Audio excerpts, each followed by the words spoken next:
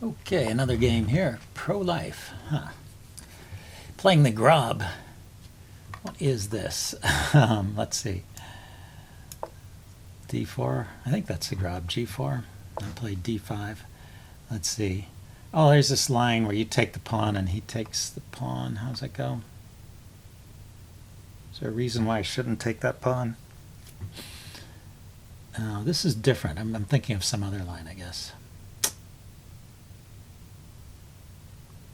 Okay, let's take the pawn and see what happens. He goes there. Weird stuff.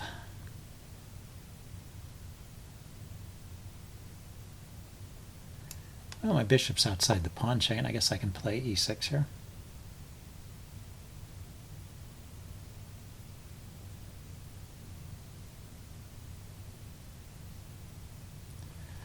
It does open up a check. That's the problem. That's the problem.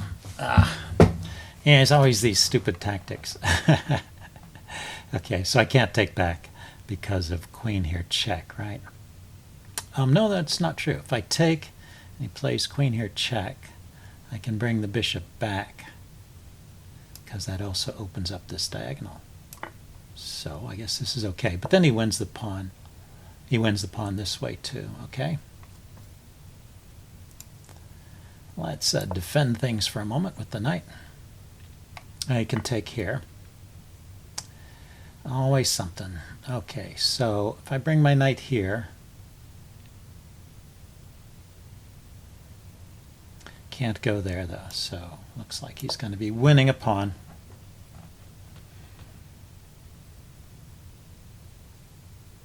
Because he can play bishop takes.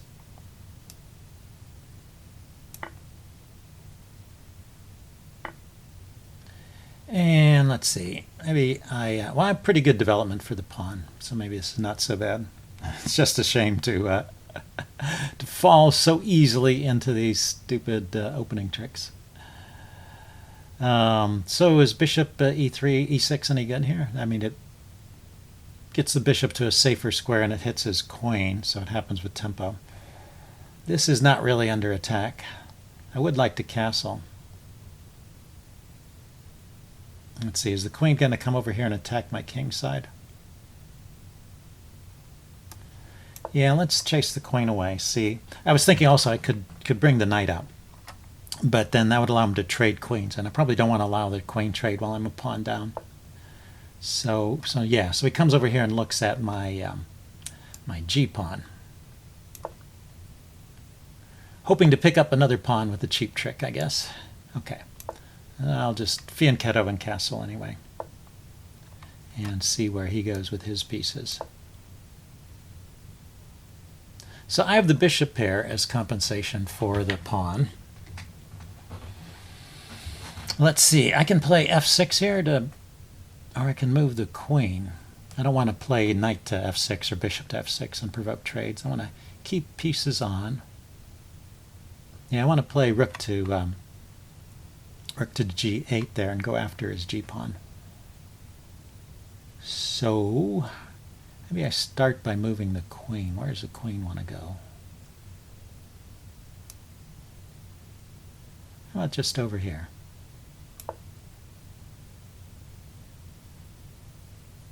I didn't want to play f6 and block my bishop either.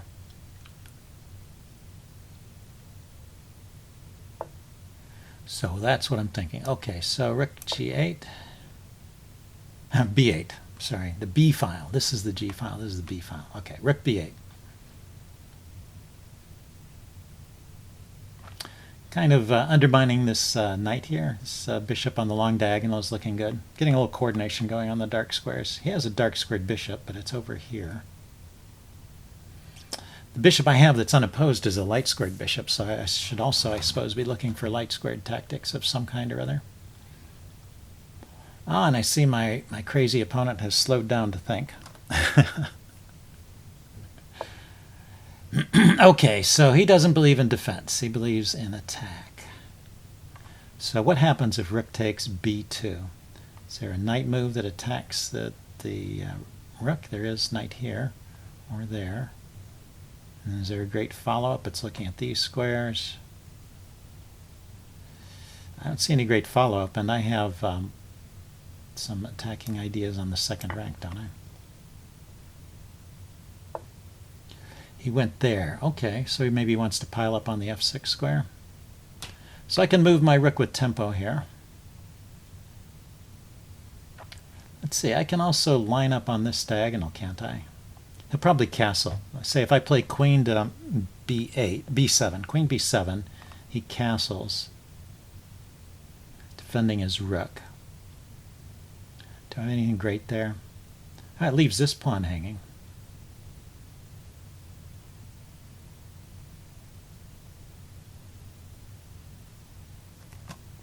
Let's try this.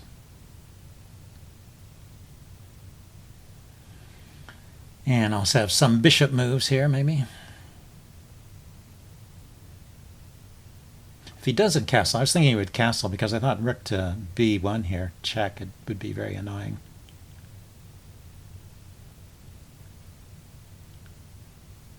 There's no cool discovery like rook takes e2 check. Ah, okay, so he comes back. So now I could take the knight. He takes back and then take the rook. So he has to take with the king, right? If he takes, rook takes knight, knight takes, and I win the whole rook. So rook takes knight, king takes, and then I could come in with check. And does that help to come in with check? No. Well, I mean, it would be queen for 2 rooks, so it's better just to grab the exchange. So after king takes, now he ignores all of that. Okay.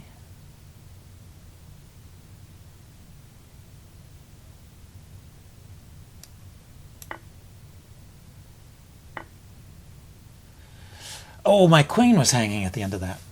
Oh, that's annoying. Here, let's back up. When did that happen? Oh, it's because this knight move unveiled that knight move. Okay, this guy knows his tactics. I will resign here. And well, I'll upload that and do a postmortem. See you guys later.